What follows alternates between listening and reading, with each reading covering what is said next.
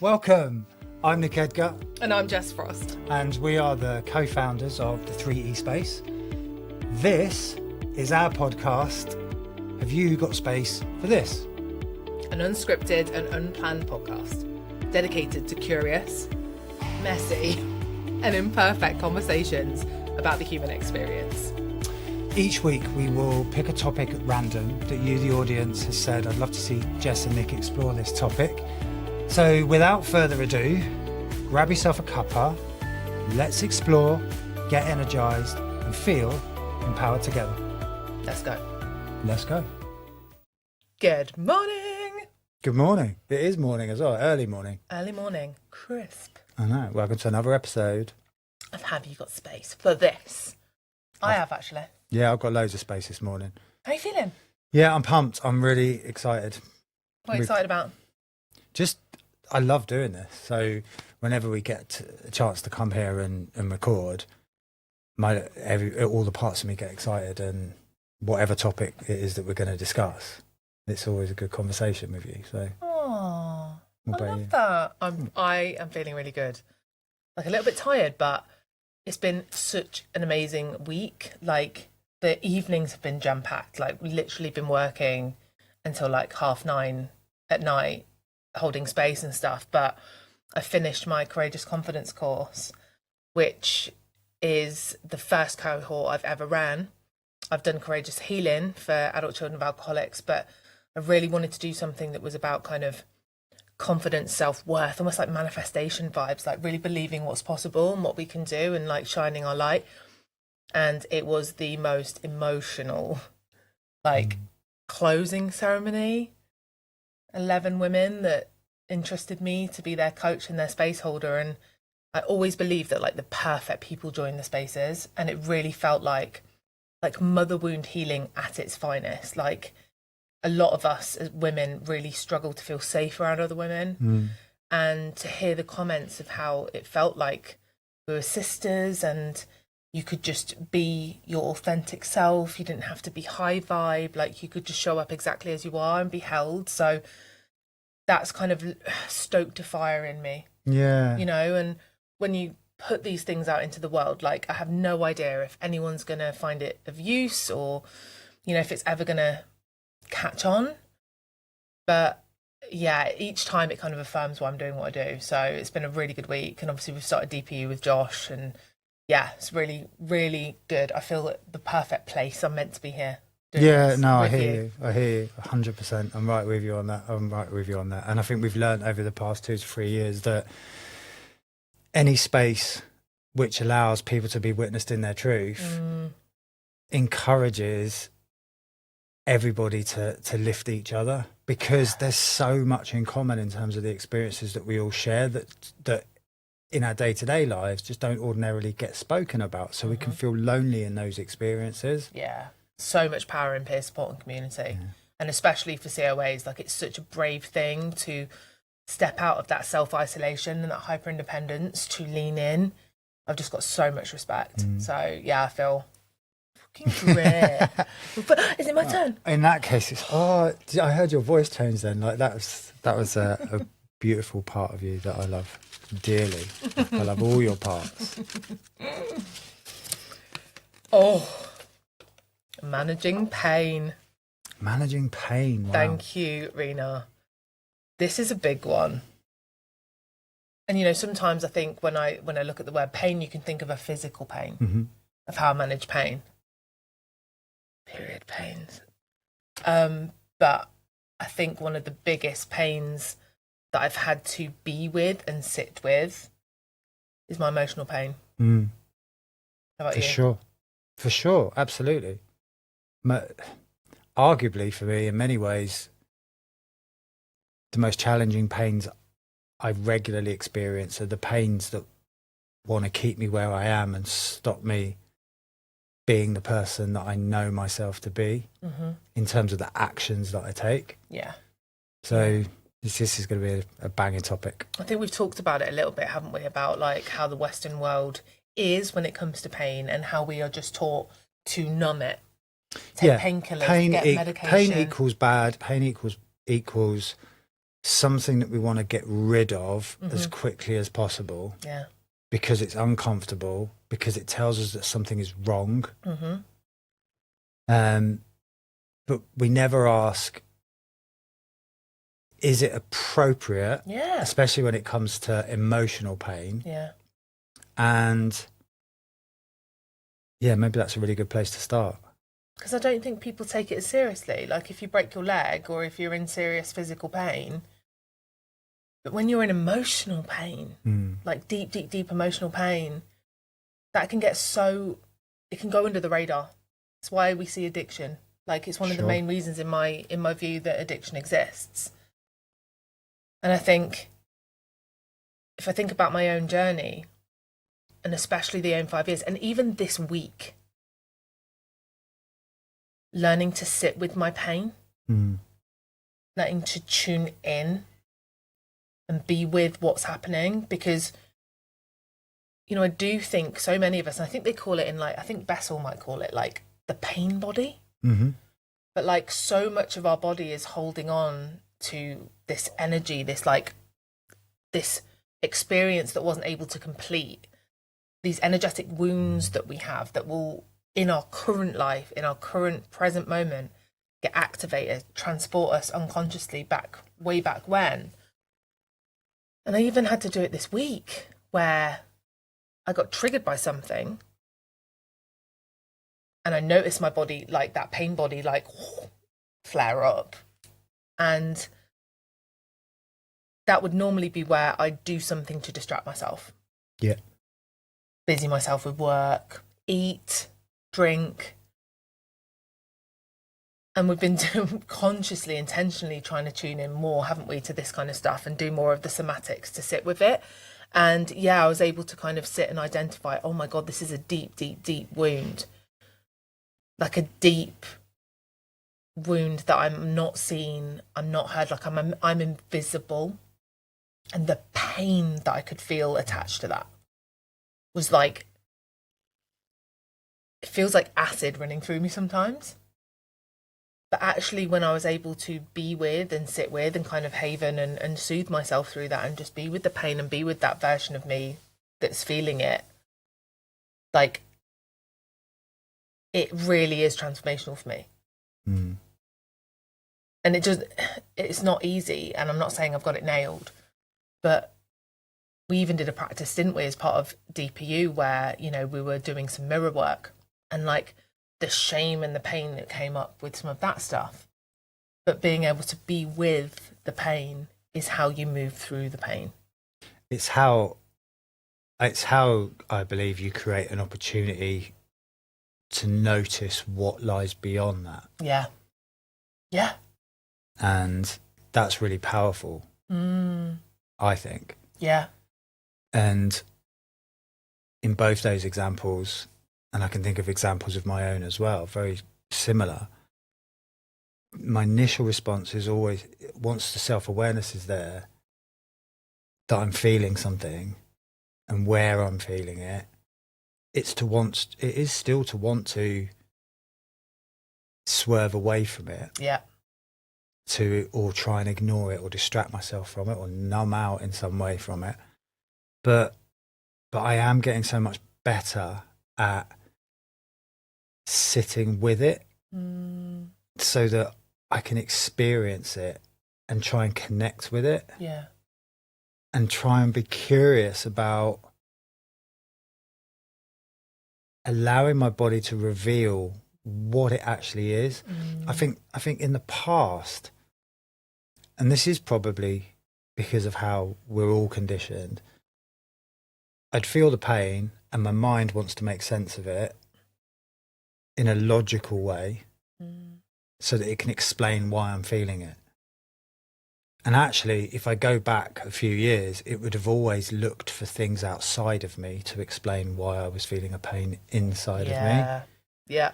And one of the most transformational experiences in my life is shifting that emphasis, as Gabor Mate says, from not what happened to me, but what happened inside of me, and what did I make that mean.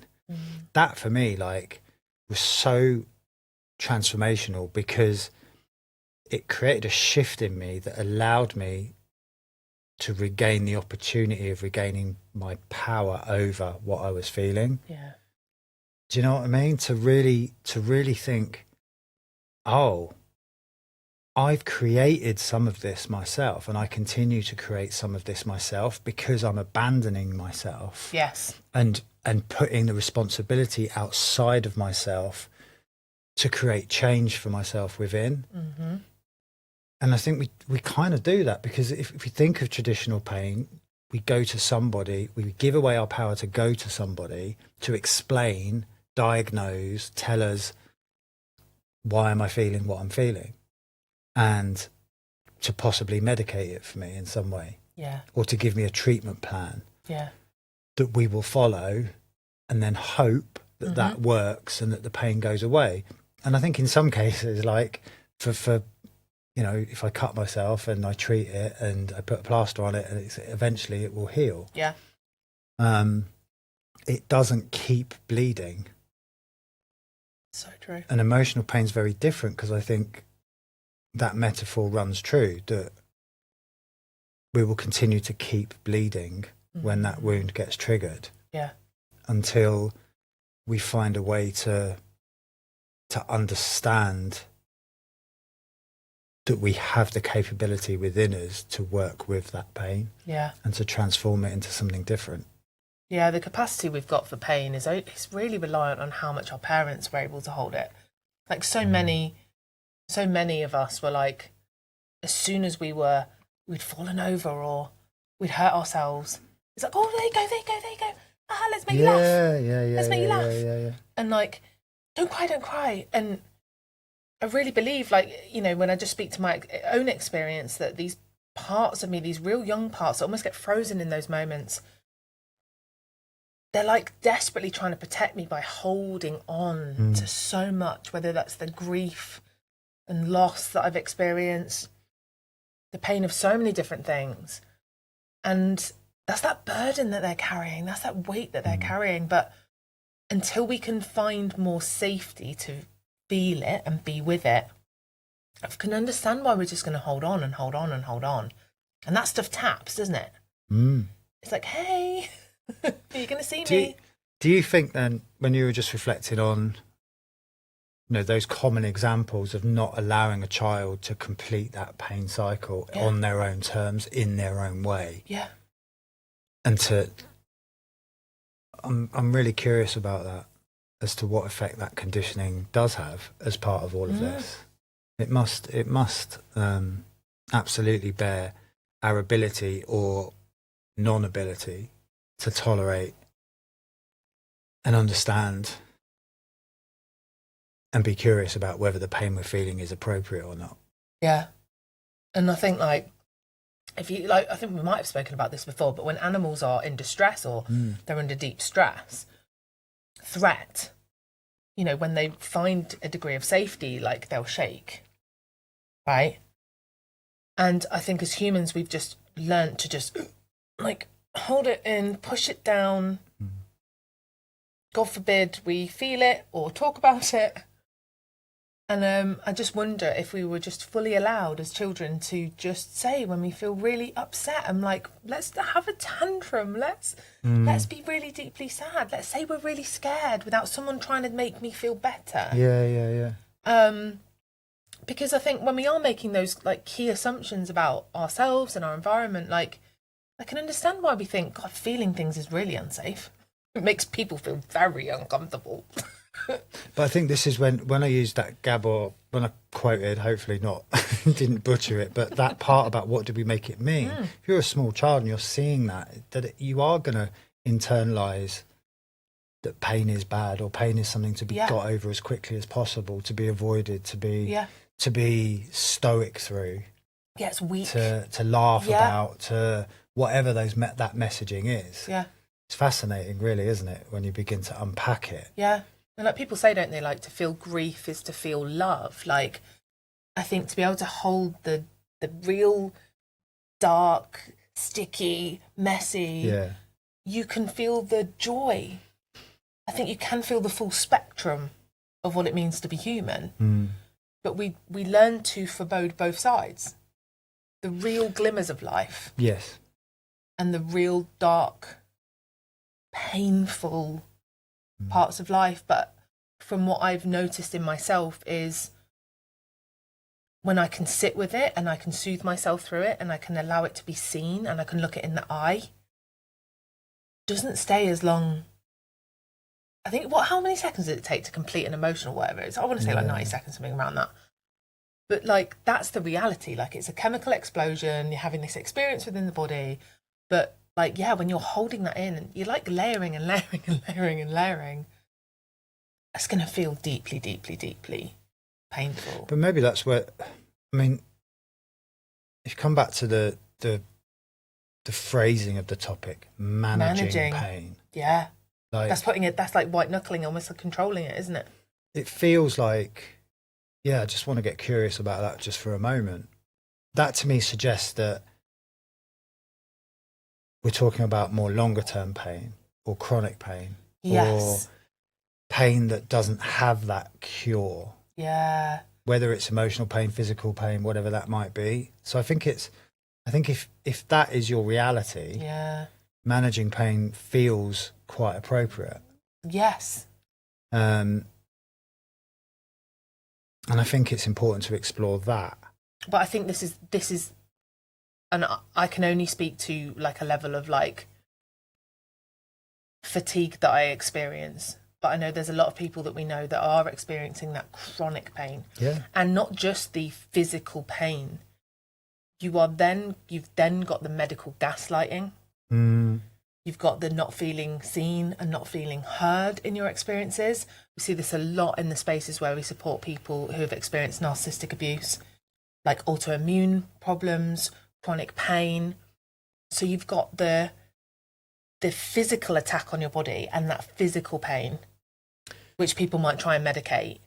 But then that deep, deep, deep emotional wounding that can come from the medical gaslighting and the lack of awareness of how things like narcissistic abuse, neglect, emotional abuse has on the body. Yeah. And we don't have a context of that from Rena. But I think that's a really good point of like managing suggests this feels so, so, so uncomfortable and so painful that I need to manage it. So we can't just say, oh, just sit with it. Because when you've got chronic pain, that must feel just horrendous. I guess like from a lived experience point of view, the closest thing from my own life that I can talk about is depression. Yeah.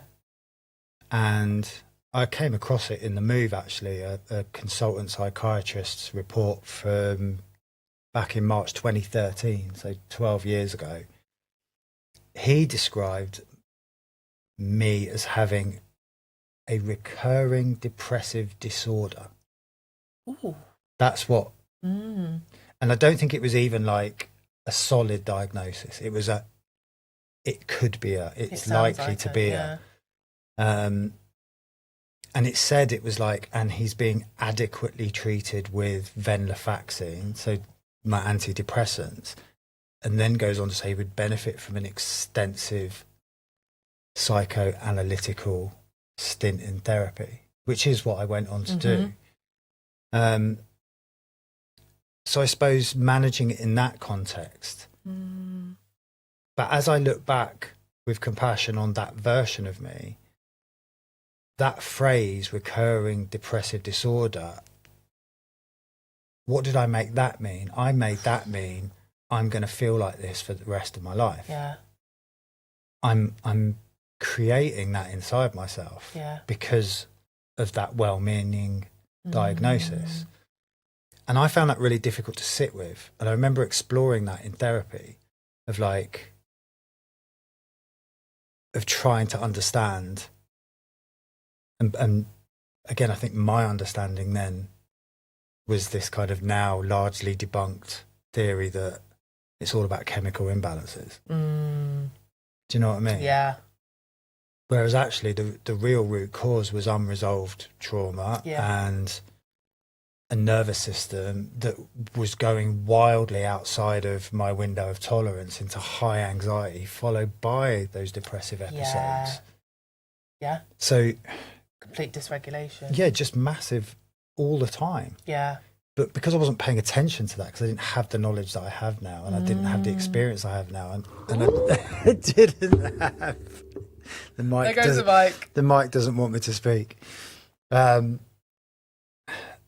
Because I didn't have the experience I have now, and my circle was so different in terms of people that I had in my life, I wasn't aware of any of this. So I didn't have anything within me to challenge it, or any stimulus to say there's another way.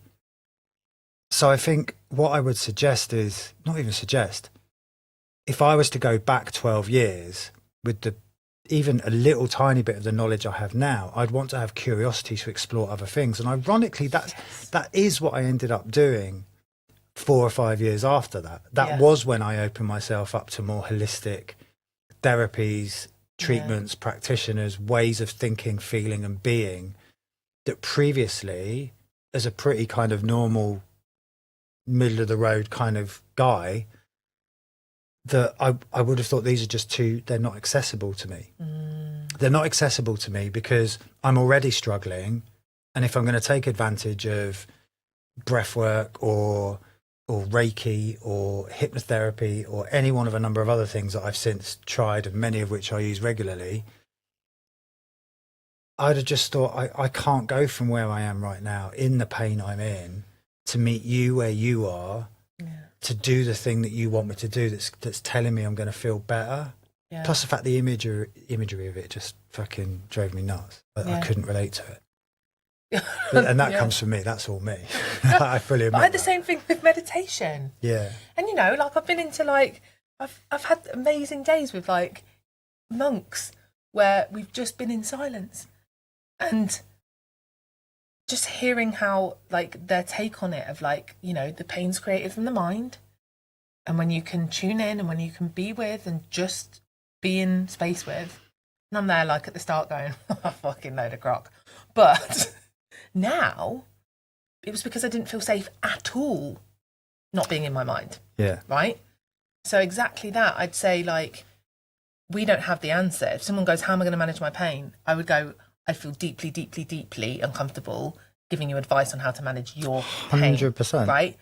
But exactly what you said there, when you can open-mindedly, courageously experiment with different things outside of the medical model, see what works, see what doesn't.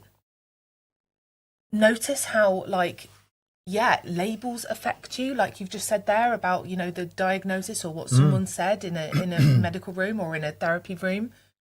Get curious. How does that make you feel? Does that make you feel powerless? Does that make you feel less than?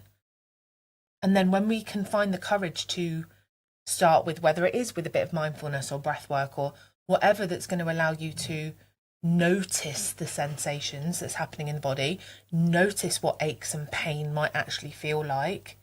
That is how I think it started for me, was finding that safety to be with and notice with like compassion. I think that the more I've done it and the more I've lent into it, it's very much like that for me. Yeah. Like, but the more I've done it, the more now I would personally answer that question of what is my body actually telling me it needs? Mm-hmm.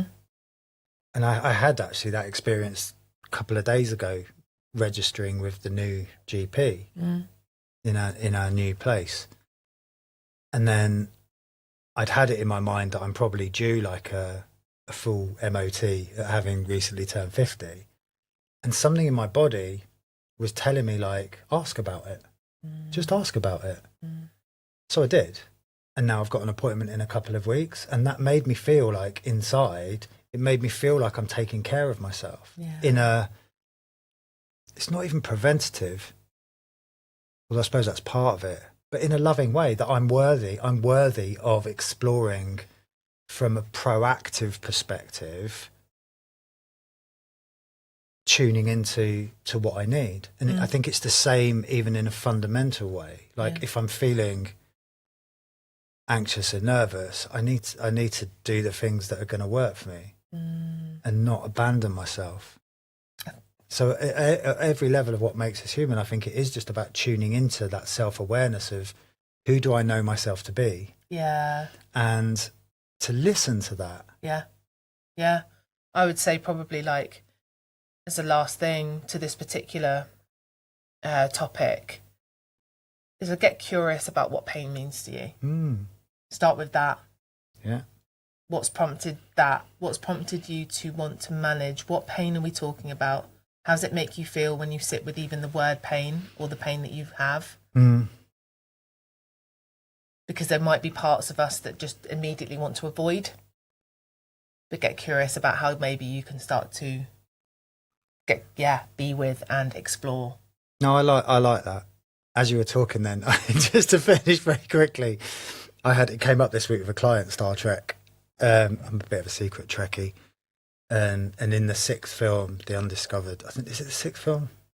Oh, I'll get done by the Trekkies if it's wrong. But anyway, The Undiscovered Country, there's like Spock's brother is like taking away people's pain and everyone becomes this kind of like love and light version of themselves. And Kirk's like, I need my pain. Like my pain gives me my meaning. Like it's the meaning of everything that's happened to me. It makes me who I am. Yeah. It gives me the drive to like, and I was like, that just came up for me. I think there's something to do with meaning there. That's lit something up in me. I wouldn't want anyone to take away my pain. Yesterday I was going through an old journal and I read you something I wrote in like 2015. Bless me, it was so dark, wasn't it? Yeah. Just like 5 lines and it ended with, and then I retreat. But don't take that away from me. That's the light in the dark that makes me me. Yeah. And I love my pain. And when I can be with my pain, I can be with my joy, which is one of the things that I forebode in life the most. So, thank you for sharing that Trekkie shit, because that's really lit it in me. And I don't want to be void of pain. I don't want to be this love and light bypassy. Everything is all good all the time, because actually I think for my creativity and my purpose, I need that pain. I need an element of it, but not to sit in it and not be it and not let it drive me. Not to wallow in it, not to get enmeshed with it. Yeah, for sure. But to witness it, for sure, separate to me, and be with and stare it in its eyes. Yeah, to honour it. Yeah. Boom. Rena, you legend. And get in touch, actually. Get in touch. I want to know that I'm more contacts. For sure. Yeah. But yeah, big love, team. We'll see you next week. See you on the next one. Thank you so much for listening or watching this week's episode of Have You Got Space for This? If you're liking what you're hearing and seeing, please subscribe, rate, or review the podcast so we can reach as many people around the world. And if you're not already connected with us and are aware of everything we do at the 3E Space, in the show notes you will see all of our handles and ways to get in touch with us, which we'd really love you to do. Get connected with us, give us your feedback on this and any other episodes you listen to, and also topics. Keep giving us topics and stay connected. So until next time, thanks for being here.